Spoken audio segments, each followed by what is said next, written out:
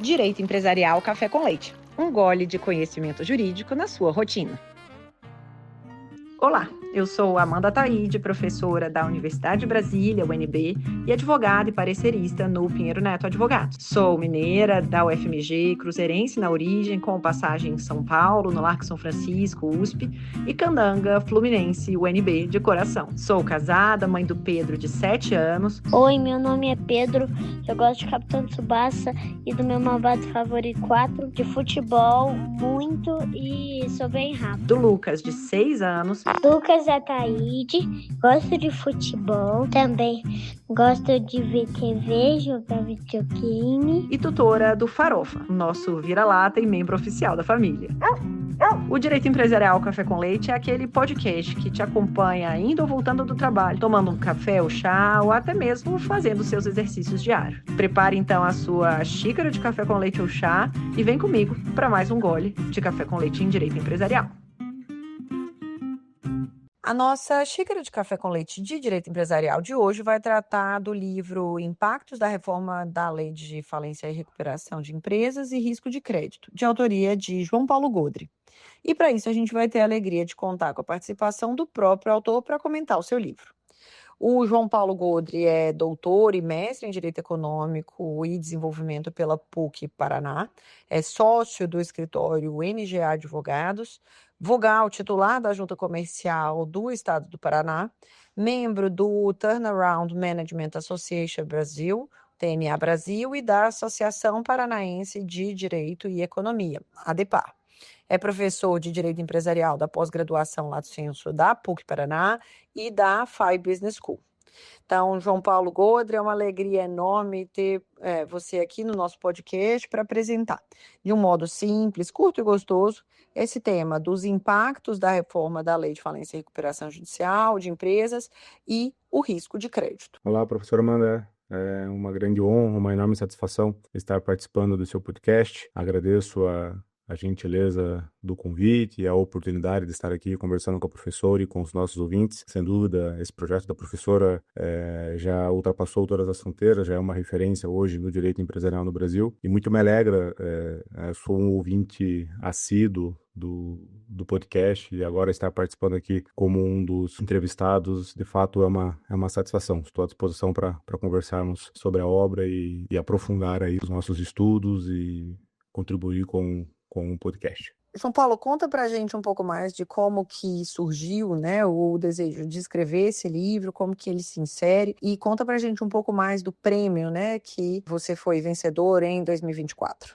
Bom, o livro é fruto da minha tese de doutorado, defendida na PUC do Paraná, sob a orientação da professora Márcia Carla Pereira Ribeiro e com a orientação do professor Alexandre Assunção, e a pesquisa se iniciou em 2021, então logo houve a mudança da nossa lei de falências pela 14.112, a maior reforma até então realizada na Lei 11.101 de 2005, e no contexto da pandemia do Covid-19, 2021, a gente estava no auge da pandemia, em que muito se debatia, muito se discutia os impactos da pandemia no mercado, no fechamento de negócio, no aumento de pedidos de recuperação, o que inclusive acelerou o processo de reforma materializado aí pela 14.112, e dentro dessa linha nós conseguimos enquadrar a pesquisa na modalidade de doutorado empresarial, que é um programa específico existente na PUC Paraná, em que se faz uma cooperação técnico-científica entre o pesquisador, a universidade e um agente de mercado, para que a pesquisa ela desenvolva e apresente soluções que possam ser utilizadas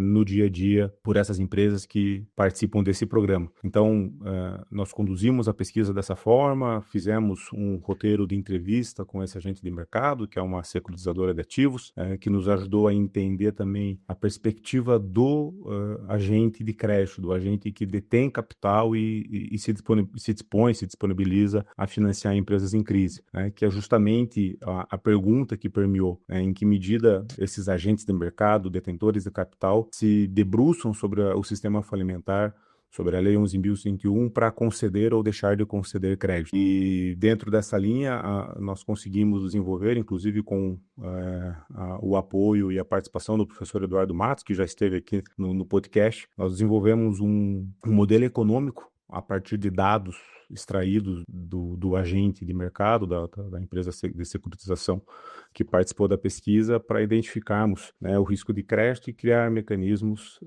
para facilitar essa análise da empresa e que até hoje são por ela utilizados. Então, esse é o contexto do livro, né, que traz, então, as conclusões obtidas ao longo aí da pesquisa realizada no doutorado, e em 2024 tivemos a grande alegria, a grande satisfação de sermos premiados pelo Instituto Norberto Bobbio, né, pelo prêmio Raimundo Maniano Filho de Cidadania Financeira, também pela percepção de que a tese e a pesquisa conectavam as necessidades do mercado financeiro, traziam a academia para esse debate e as instituições. Então, para nós foi uma alegria muito grande, uma satisfação ter a pesquisa reconhecida por um instituto tão relevante e apoiado, né, pela B3, pela CVM. Então, foi a conclusão, né, de um ciclo de estudos de pesquisas condecorado com o prêmio nacional, em que a gente, de fato, ficou muito feliz com o reconhecimento. Professor João Paulo, então conta aqui pra gente. A gente teve uma mudança na Lei de Recuperação Judicial e Falências a partir da Lei 14.112 de 2020. E, pelo que você traz no livro, houve, então, uma alteração no equilíbrio entre os direitos dos credores e a preservação da empresa devedora. Conta pra gente que alteração foi essa e como que se deu essa mudança aí, essa alteração no equilíbrio. A pergunta da professora é bem importante porque ela já traz ao centro do debate um desafio que é universal a todo e qualquer sistema de insolvência empresarial, que é justamente encontrar esse ponto de equilíbrio entre os interesses do devedor e os interesses dos seus credores. Interesses esses que, naturalmente, eles são antagônicos. O devedor em crise, ele quer, ao máximo possível, a continuidade da sua atividade pela reorganização das suas obrigações com seus credores e ele espera fazer isso com o máximo de prazo e o máximo de desconto possível. E, por outro lado, você tem os credores que querem mitigar ao máximo seus prejuízos e, se possível, não mais contratar com esse devedor. Então, esse é um desafio que permeia todo e qualquer sistema de insolvência, toda e qualquer legislação que se debruce sobre o tema. E quando a gente vai pegar a construção principiológica da Lei 11.101 de 2005, ela reconhece exatamente a necessidade de se ponderar esses interesses por meio do princípio da preservação da empresa e por meio daquilo que eu chamo de princípio da tutela do crédito. Como a gente sabe, a legislação de 2005, a partir do parecer do senador Ramstedt, ancorada em 12 princípios, 12 grandes princípios. Em 2020 nós temos mais 5, mas na minha leitura, os dois grandes vetores do sistema de insolvência empresarial brasileiro residem no princípio da preservação da empresa e no princípio da tutela do crédito. Em 2005, o princípio da tutela do crédito, ele é desenhado a partir do que eu chamo do subprincípio da redução do custo de crédito. Então, o sistema de 2005 ele foi construído na lógica de que, se eu conseguir trazer mecanismos que protejam melhor o interesse dos credores, e aí o legislador trouxe, né, inúmeras disposições a esse respeito, partisse do pressuposto, então, que se eu melhor cuidasse do interesse dos credores, eu teria um efeito ex ante da legislação, que seria a redução do custo de crédito e, consequentemente, todas as externalidades positivas decorrentes dessa aferição. E, por outro lado, em 2005 também, o legislador rompeu aí o paradigma até então existente, destacando a importância de se preservar a atividade econômica pelos efeitos positivos que ela traz ao mercado, emprego, renda, pagamento de tributos e etc. Porém, até 2020, o que a gente pôde perceber da aplicação prática da Lei 11.101 de 2005 é uma tendência, uma preferência à tutela da preservação da empresa em detrimento de outros princípios, inclusive o princípio aqui da tutela do crédito. Então, houve, o que é natural, uma legislação nova, complexa, inúmeras consequências para o próprio mercado, mas o fato é que de 2005 a 2020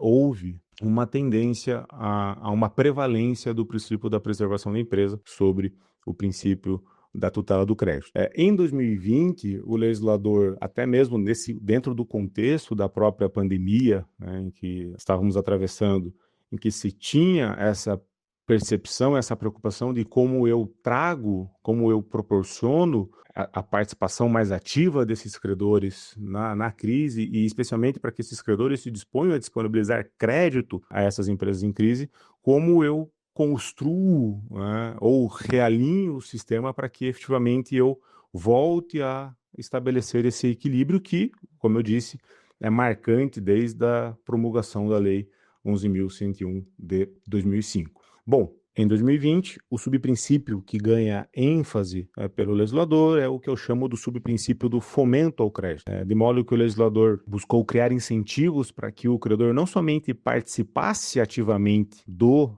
processo de reestruturação, do processo de recuperação da atividade econômica, como também esse credor se disponibilizasse a financiar, a fomentar a operação do devedor. E como que o legislador fez isso em 2020? No regime da recuperação, algumas disposições foram inseridas para reforçar essa importância da participação do credor. Então, o legislador estabeleceu, por exemplo, que o credor ele exerce o seu direito de voto na Assembleia que vai discutir o plano no seu interesse, de acordo com a sua conveniência econômico-financeira. O legislador também trouxe a possibilidade inédita no Brasil de que os credores, na ausência ou na rejeição do plano de recuperação inicialmente apresentado pelo devedor, os credores possam apresentar um plano alternativo. Então, o legislador rompeu com a legitimidade exclusiva que até então existia do devedor apresentar seu plano. A mais importante, talvez aqui, a positivação no sistema de insolvência empresarial brasileira do Deep Finance, né, do financiamento do devedor em crise,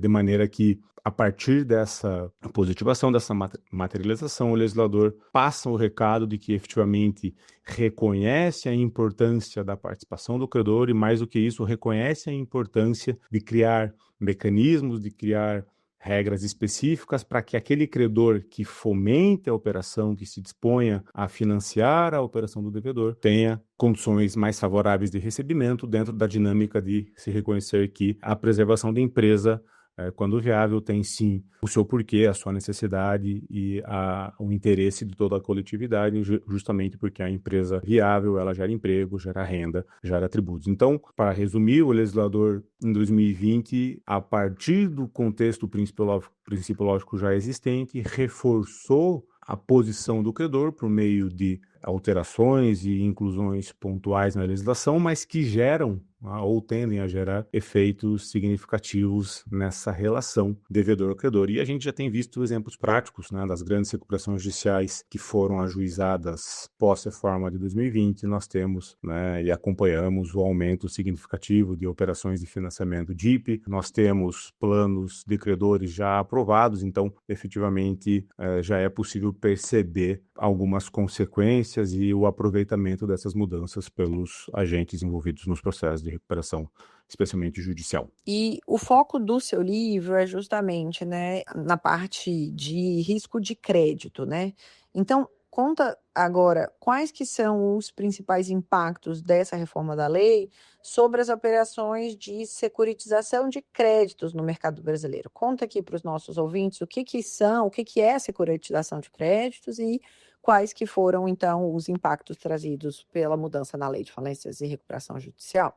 Eu vou começar de trás para frente, professora Amanda, para facilitar o raciocínio. Bom, a securitização, ela pode ser compreendida sob dois ângulos. A securitização em sentido amplo e a securitização em sentido estrito. A securitização em sentido amplo, ela se relaciona ao que a gente chama do fenômeno da desintermediação financeira. Então, a securitização em sentido amplo, ela se refere a um movimento ocorrido especialmente no final do século XIX, início do século XX, em que se quebra o monopólio das instituições financeiras, né, os bancos, tradicionalmente, como esses agentes de intermediação financeira, de alocação da alocação do recurso do agente superavitário ao agente deficitário, para que outros agentes econômicos, e não necessariamente instituições financeiras, passem a prover e a fomentar essa realocação de capital no mercado. Então, essa é a securitização em sentido amplo. Em sentido estrito, é a operação propriamente dita, né? Até usando aqui as lições da professora Yuni Caminha, que foi uma das pioneiras a escrever sobre o tema no Brasil, a securitização em sentido estrito é uma inovação própria do capitalismo financeiro, em que se estabelece a segregação de ativos para que esses ativos sirvam de laço para a emissão de títulos no mercado em oferta pública ou privada. A operação de securitização é tão relevante e ganhou tanta forma no Brasil que em 2022 nós tivemos a promulgação da Lei 14.430, conhecida como Marco Legal da Securitização, em que ela lá no seu artigo 18, parágrafo único, ela conceitua a securitização justamente como a operação em que uma companhia securitizadora adquire direito de crédito para lastrear a emissão de títulos no mercado. Então, a securitização ela tem essa característica inata de circulação de recursos entre basicamente 3 agentes econômicos. Dentro desse contexto, professora Amanda, compreendido o que vem a ser securitização e a dinâmica de risco de crédito, o impacto da reforma da lei de falência sobre operações de securitização, na verdade, é o que eu chamo de um impacto de perspectiva. Por quê? Porque se a gente for pegar o texto da lei, só tem um artigo na Lei 11.101 que vai falar expressamente da operação de securitização, que é o artigo 136, parágrafo 1º da lei, que está no capítulo destinado ao regime falimentar, ao processo de falência. Não existe nas seções correspondentes à recuperação judicial ou extrajudicial qualquer menção à operação de securitização. Mas por que eu digo que é uma mudança, o impacto é de perspectiva? Porque, como eu disse, a securitização de ativos, ela nada mais é do que uma operação de crédito. Então, a partir do momento em que eu tenho uma proposta de reforma de reequilíbrio dos interesses dos agentes que participam diretamente da reestruturação, devedor e credor, e eu tenho a securitização de ativos como um mecanismo de circulação de crédito e de operações de crédito, eu acabo, de uma maneira direta ou até mesmo indireta, impactando o agente econômico securitizativo, justamente porque se eu reforço pelo sistema falimentar a proteção de operações de crédito, eu tendo a ter um efeito dessas mudanças, não somente para o agente securitizador, mas para outros agentes que operam no mercado de crédito. Então, é interessante essa lógica, justamente porque a gente consegue partir da securitização de ativos, até pelo contexto em que a pesquisa que deu ensejo ao livro foi realizada, para que a gente extraia e amplie os benefícios e as condições da reforma para outros agentes de mercado. E aí o impacto está diretamente relacionado às condições de previsibilidade e segurança jurídica que buscou o legislador construir na reforma para que esse agente tenha melhores condições de precificar o seu custo e, com base nisso, realizar operações com o devedor em crise. Então, agora a gente entende o que é securitização de crédito, você já explicou, e conta então para a gente como que se dá, a sujeição dos créditos securitizados aos efeitos da recuperação judicial, via de regra, e como que a sujeição ou não desses créditos securitizados aos efeitos da RJ influencia na estruturação das operações e o apetite de investidores institucionais por esses créditos securitizados? Para responder essa pergunta, professora Amanda, eu vou dar um passinho atrás só para a gente relembrar qual foi a solução estabelecida pelo legislador para dar vazão ao princípio da tutela do crédito, na lógica do subprincípio da redução do custo de crédito, e que depois em 2020 veio se somar aí ao subprincípio do fomento ao crédito. Em 2005, e aí vale lembrar que a gente está em 2005, o Brasil atravessava um momento de relevantes reformas legislativas, em 2002 foi promulgado o Código Civil e em 2004, especialmente, nós tivemos a reforma do regime da alienação fiduciária. Então isso acabou influindo a forma como o legislador apresentou a sua solução de equilíbrio entre a preservação da empresa e a tutela do crédito. E o que o legislador desenhou lá em 2005? O legislador estabeleceu algumas operações contratuais, algumas operações de crédito, que não estariam sujeitas aos efeitos da recuperação judicial. E aqui a gente está falando do já famoso, famigerado artigo 49, parágrafo 3º e 4º da Lei 11.101 de 2005, que concentra especialmente essas operações não sujeitas. E o legislador pensou da seguinte forma: ora, se tais operações não se sujeitam aos efeitos, eu estou passando uma mensagem ao mercado de que, num eventual default, num eventual inadimplemento desses créditos e eventual pedido de recuperação judicial do devedor desses créditos, o credor a ele não vai se sujeitar, consequentemente o credor vai conseguir recuperar o seu crédito e, assim sendo, o credor terá condições de, antes de uma crise instaurada, precificar esse crédito a um custo menor, justamente porque ele sabe o que vai acontecer caso o seu devedor entre com pedido de recuperação judicial. Então, a partir disso, quando a gente traz esse raciocínio para a operação de securitização, vamos lembrar que nós temos uma triangulação de agentes. Então, nós temos o originador da operação que vai ceder esse crédito à securitizadora, e nós temos, além da securitizadora, o devedor dessa operação que fará o pagamento. Então, em tese, e especialmente vamos dizer aqui, numa situação normal de temperatura, o risco de crédito que a securitizadora tem que avaliar é do devedor. Porque se o devedor efetivamente não pagar a operação, muito possivelmente esse crédito devido pelo devedor à securitizadora será sujeito, por consequência, à precificação da operação e, por conta do risco de crédito, ela vai influir na dinâmica.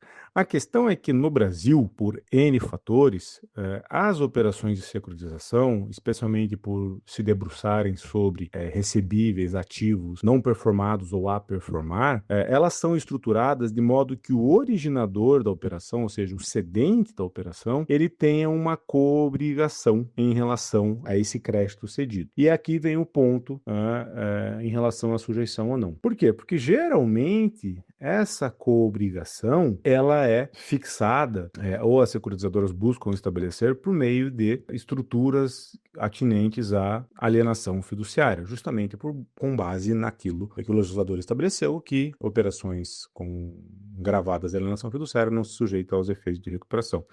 Então, percebam que o securitizador de ativos ele tem duas pontas de risco de crédito para avaliar, tanto do devedor da operação, quanto do originador numa hipótese de coobrigação. Então, se o originador entra eventualmente com um pedido de recuperação judicial, naturalmente o crédito da securitizadora, caso o devedor não pague, se não tiver gravado como obrigação, não tiver gravado com uma garantia que denote a alienação fiduciária, esse crédito estará sujeito aos efeitos da recuperação. Então, na securitização, nós podemos ter operações em que o arranjo contratual é desenhado para que não haja sujeição, e aí eu estou falando basicamente de operações estruturadas com alienação fiduciária em garantia, para que, com base no artigo 49, parágrafo 3º, o eventual pedido de recuperação não impacte essa operação, ou eu vou ter operações de securitização com outros arranjos de garantia e que eventual pedido de recuperação, seja do originador, seja do devedor, vão importar a sujeição da securitizadora aos efeitos da recuperação. Nos parece lógico de que, obviamente, as securitizadoras busquem, ao máximo possível, realizar arranjos com alienação fiduciária. O grande ponto aqui, professora Amanda, é que justamente sabendo que a alienação fiduciária não se sujeita aos efeitos, o mercado se estruturou de modo a, sempre que possível, realizar operações com alienação fiduciária ou cessão fiduciária. E aí nós temos um grande ponto aqui, de que, a depender do momento em que a securitizadora encontra ali o seu agente para fazer uma operação, talvez ele não tenha ativos disponíveis para que seja possível a alienação fiduciária. judiciária. Consequentemente, você traz para dentro da estruturação contratual uma precificação diferente da operação, justamente por conta do risco de crédito. É justamente essa organização que o legislador buscou aprimorar na reforma de 2020 com as operações, com a inclusão, de mecanismos pró-fomento ao crédito. E aí, professora Amanda, obviamente que essa sujeição ou não acaba por influenciar a forma como as operações são estruturadas. Segura só um pouquinho que eu já volto para a nossa conversa. Se você está aqui ouvindo o nosso podcast Direito Empresarial Café com Leite, é porque esse tema já faz parte da sua vida. Se, além disso, você pensa em se especializar em áreas como o direito da concorrência, comércio internacional, compliance, anticorrupção, acordos sancionadores celebrados com o poder público por empresas ou pessoas físicas, direito empresarial, arbitragem e esportes, dá uma passada no meu site, amandataide.com.br/cursos digitais. Lá você encontra curso de pós-graduação e outros mini-cursos, todos pensados com muito cuidado para dar aquele empurrão estratégico na sua carreira.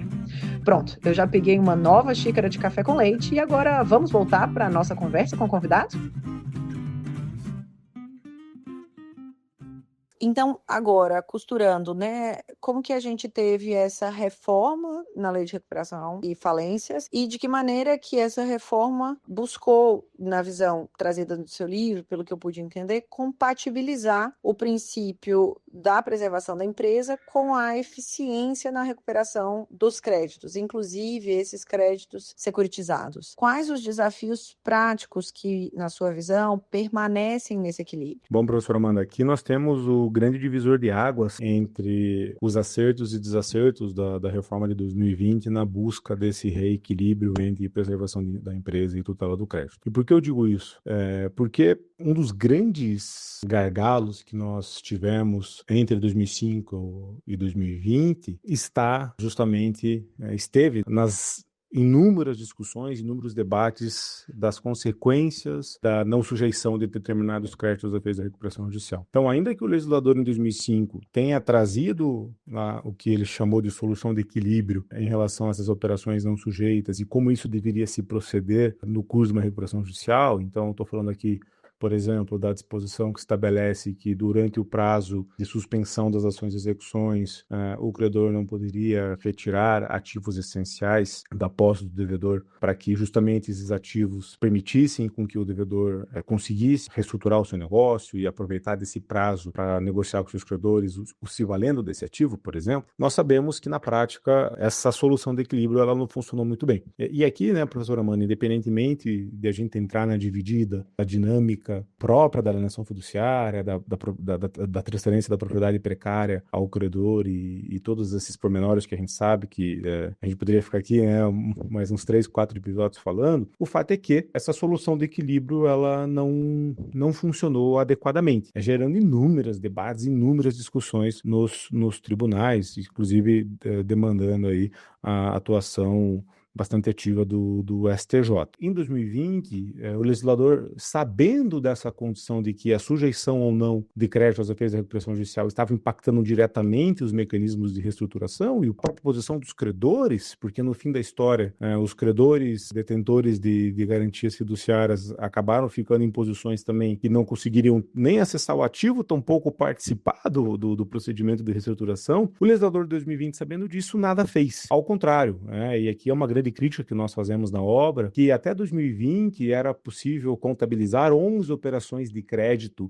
não sujeitas aos efeitos da recuperação judicial. Em 2020, o legislador, ao invés de se debruçar sobre esse problema e tentar achar uma solução para isso, na verdade ele ampliou o rol de credores não sujeitos da recuperação. Então nós saímos de 11 operações de crédito não sujeitas para 22 operações de crédito não sujeitas aos efeitos da recuperação judicial. E isso acaba por violar toda a lógica econômica por detrás do nosso sistema de insolvência, que é justamente a criação de um ambiente de coordenação entre devedor e credores para que a melhor solução financeira e econômica seja alcançada pelas partes. Então, a sua pergunta é muito interessante, professora, porque no fim do dia, o grande desafio prático é como eu lido com essas operações que não se sujeitam aos efeitos da recuperação judicial. Porque, de novo, eu tenho uma situação em que muitas vezes eu afasto o credor do acesso ao ativo alienado fiduciariamente, porque muitas vezes, e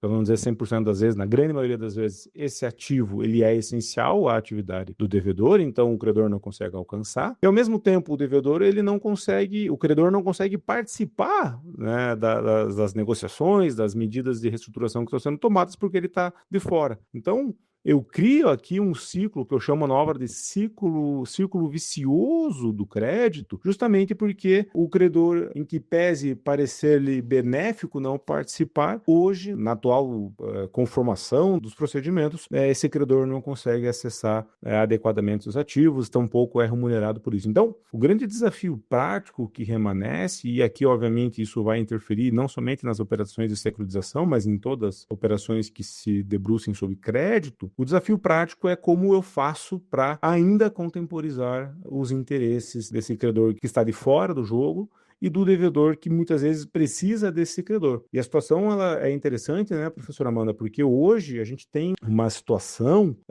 de que muitas vezes o passivo do devedor que ele precisa reestruturar não se sujeita à recuperação judicial. Então, a gente tem aqui uma complexidade para reestruturar negócios que, por exemplo, tem a grande parte do seu passivo não sujeito. O que a gente faz? Quais são as medidas que a gente pode tomar? E aí, acaba acontecendo aquilo que a gente chama no livro, que se o legislador ele não trouxe uma solução adequada a isso, eu vou ter que me socorrer do Poder Judiciário. E aí nós colocamos o Poder Judiciário no centro desse problema, porque o Judiciário, casuisticamente, vai ter que se debruçar e resolver o problema casuístico. E aí a consequência disso é que a gente corre o risco de não ter a devida previsibilidade e segurança jurídica que se espera, né, de um sistema tão complexo como é o sistema de insolvência empresarial. Em suma, né, professora Amanda, para fechar aqui essa pergunta, que de fato é bastante relevante e influi diretamente no nosso dia a dia, o legislador, em que pese diversos acertos em criação de medidas para reforçar a participação ativa dos credores, para buscar que efetivamente criar mecanismos de fomento, de financiamento ao devedor, por credores de fato interessados em participar dessas reestruturações, desses processos de recuperação, o legislador acabou não atacando o que, de novo, na minha leitura, se não um dos principais problemas do nosso atual sistema, que é justamente essa quantidade de operações não sujeitas às leis da recuperação. E aí, né, como dizem os professores Pinelli, Telecheia e Scalzilli, quando você quer tornar todo mundo especial, ninguém acaba sendo especial. Então esse é um desafio prático que ainda persiste na legislação e que a gente precisa efetivamente se debruçar, sob pena de a gente não conseguir efetivamente estabelecer um sistema que consiga reestruturar toda a operação, todo o negócio, toda a atividade econômica do devedor. E aí, o fato de a gente ter algumas companhias brasileiras, por exemplo, se socorrendo do sistema norte-americano, e eu estou falando aqui especialmente das companhias aéreas, é um pouco fruto disso, né? Porque nós sabemos que nos Estados Unidos, cujo sistema também dispõe de operações que não se sujeitam, nós sabemos que essa não sujeição ela é tratada de uma outra forma que gera e estabelece previsibilidade do que vai acontecer com esses credores e, consequentemente, faz com que o devedor tenha mais incentivos para sair da nossa jurisdição e buscar uma jurisdição estrangeira. Então, na minha leitura, esse é um grande desafio que a gente tem para resolver, que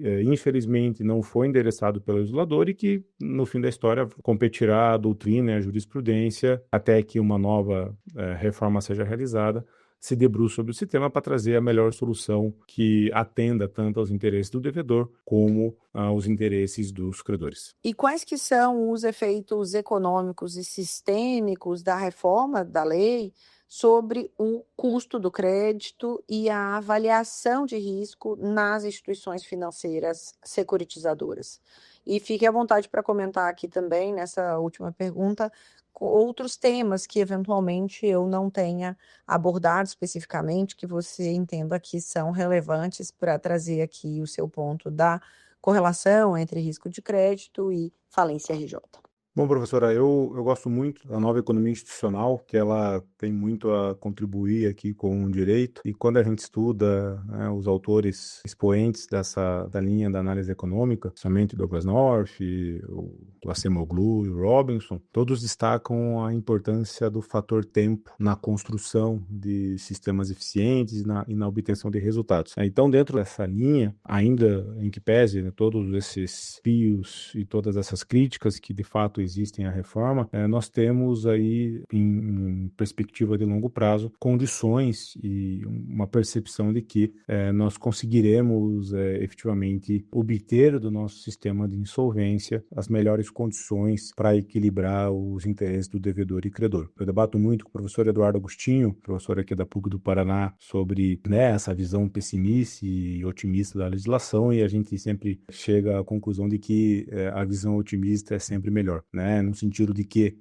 experimentamos ao longo dos últimos anos diversos avanços que acabam por, dentro da pergunta que a professora fez, gerar efeitos sistêmicos e relevantes aqui ao mercado, né? Então, por exemplo, quando a gente vai falar hoje dos mecanismos de mediação e conciliação antecedentes, quando a gente vai falar hoje do uso mais estruturado de recuperações extrajudiciais, quando a gente vai falar hoje da possibilidade de se estabelecer um plano de recuperação judicial com uma liquidação estruturada da atividade empresarial, como eu chamo na obra, isso é reflexo da maturidade do nosso mercado, reflexo da maturidade dos agentes econômicos e compreender que tão importante quanto incentivar o empreendedorismo, né, no estágio inicial na atividade econômica, também o durante a crise empresarial. Entender a crise empresarial e a sua resolução como política pública, ela é determinante para que a gente consiga extrair ao máximo,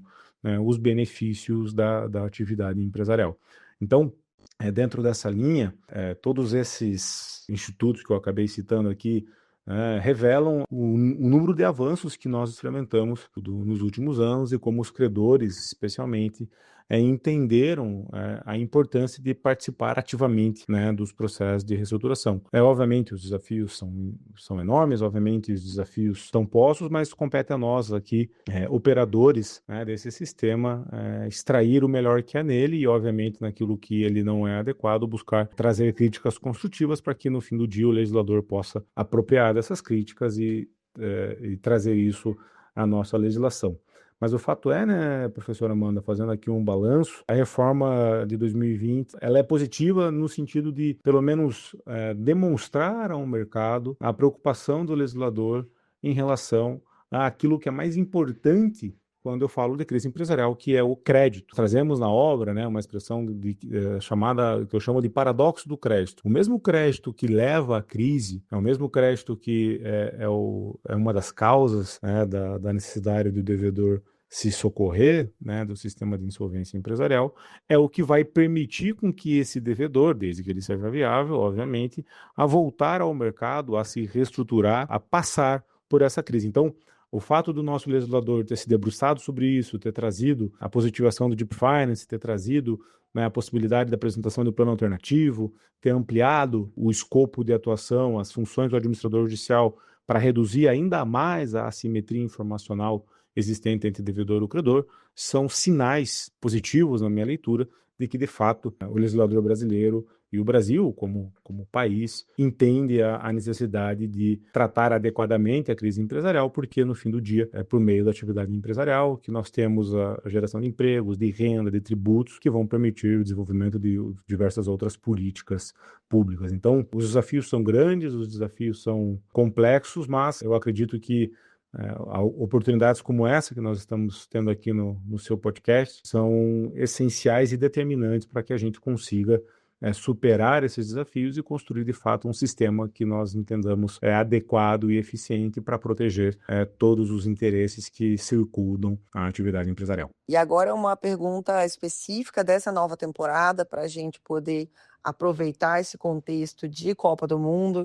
Conta para a gente, então, um esporte que você tem afinidade, e se você não tem afinidade, que você já teve afinidade na infância ou algum esporte que você goste de acompanhar na TV, conta um pouquinho aí dos seus gostos esportivos, para a gente te conhecer um pouquinho mais aqui na pessoa física também? Muito legal a pergunta, professora Amanda. Eu, particularmente, gosto muito de esportes, apesar de não ser um atleta exímio. Eu gosto de acompanhar diversas modalidades. A minha esposa até às vezes brinca comigo, poxa, que não sabe como eu gosto tanto de acompanhar aí os mais variados tipos de modalidades, mas no fim do dia o futebol acaba sendo aí a grande paixão. Eu sempre gostei de futebol desde menino, gosto de ir ao estádio, gosto de viajar para acompanhar meu time, né, o Atlético Paranaense, o Furacão das Américas. Então já fiz algumas viagens aí para acompanhar e assistir de perto. Também gosto de jogar, a gente tem aqui no escritório um time de futebol, eu sou o goleiro do time, né, a profissão mais ingrata do futebol.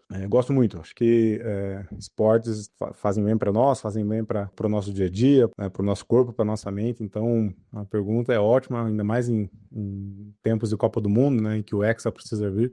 De fato, o futebol acaba sendo aí uma paixão. Quando viajo com a minha esposa, a gente geralmente vai visitar estádios, né? Minha esposa adora quando eu faço esses programas, mas acaba sendo um modo também da gente conectar aí as paixões, né? Então, o futebol, se fosse para responder aí, apesar de gostar de novo, né, de diversas modalidades, o futebol aí acaba sendo a paixão número 1.